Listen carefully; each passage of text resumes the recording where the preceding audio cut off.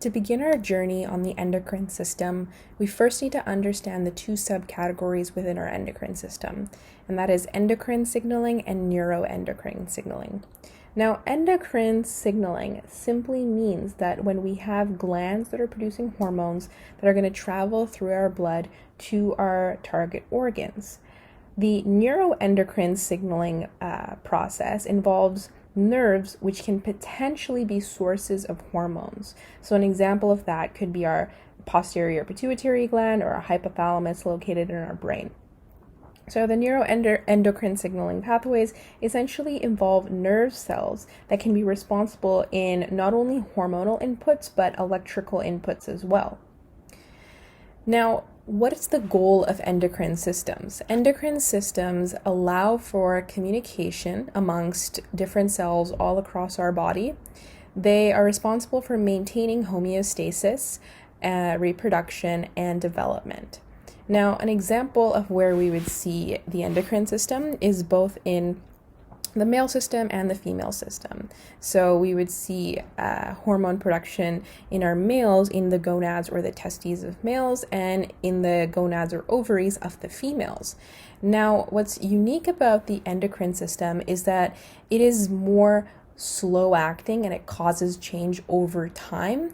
Whereas if we talk about the nervous system can actually cause very quick responses. For example, let's say you touch a hot stove and you immediately pull your hand back. That's a very fast response. But in the endocrine system, it's actually the opposite. We see more slower responses over time. So it's important to understand the difference between the nervous system and the endocrine system. Endocrine is more slow acting, whereas the nervous system is more fast acting. Now over here, we can actually see an example of a hormone coming through the blood, and it's going to interact with our target cell. So remember that whenever we have something in the endocrine system, there's always going to be an area that produces that hormone, and then there's going to be a target which is going to receive that signal from the hormone. And in this case, we have a lipid-soluble hormone that is traveling through the blood, and it's going to directly pass through our cell membrane and interact directly with our nucleus and cause some sort of a change in our transcription and translation process and affect our protein synthesis. Now, moving on towards the details, we need to understand these 5 different definitions that are very important in the endocrine system. First of all, we have the term endocrine itself. Now, endocrine simply refers to hormones that are secreted into the blood.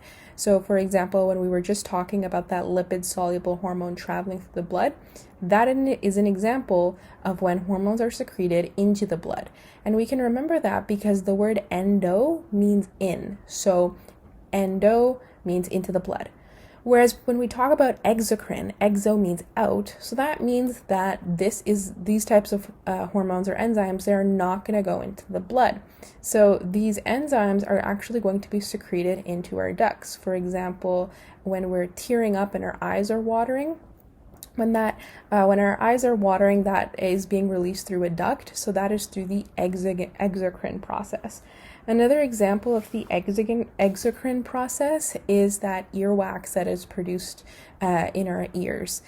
That is because since it's coming out through a duct and not into our blood, that earwax, it is referred to as the exocrine. So we can remember endo meaning into blood, exo meaning not in blood, it's actually going out. Next up, we have the paracrine and autocrine. Now, these terms go together because paracrine essentially means a hormone or a substance that is secreted and received by the surrounding cells. So this means that a hormone may be secreted, for example, by the anterior pituitary. It can travel through the blood and it will be received by some different cells. But the autocrine is actually the opposite, where a substance may be secreted by the cell and then received by the same cell as well. So we can remember this by thinking autocrine. Auto means it means kind of like automatic or self-dependent.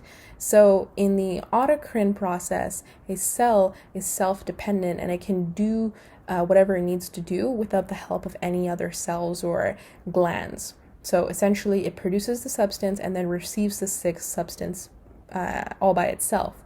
Whereas in the paracrine, these cells may rely on another gland or another cell to produce that substance, and then they receive it themselves.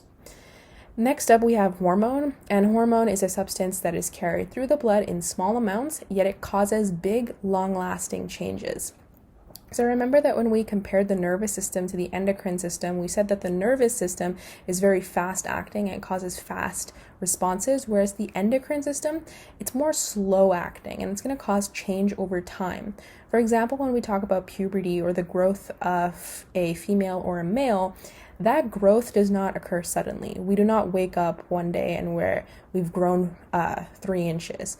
It happens gradually over time, and that's due to our hormones, because that is more sustainable and better for our bodies to cause this change over time slowly than doing it really, really quickly, because it allows our body to adapt over time. Now, lastly, when we talk about the endocrine system and when we talk about hormones, we have 3 different types of hormones. We have the steroid hormones, which are lipid soluble, and then we have the peptide and amino acid derived hormones. Now, the peptide and amino acid derived hormones are going to be water soluble, so they will not be able to pass through our hydrophobic cell membrane. Whereas the steroid hormones, they're lipid soluble, so they will be able to pass our cell membrane, and we'll go into more details about this in a later video. Now, to give you a picture of the autocrine, paracrine, and endocrine, first of all, we have autocrine, so we can see that the cell, it produces this substance, and then it receives the substance but all by itself. It doesn't need help from another molecule or another gland. Now over here we can compare that to paracrine, where we can see that this is actually the signaling cell, so it's producing some sort of a substance, and that substance is going to its target cell. So this cell is going to receive that signal, and that's paracrine.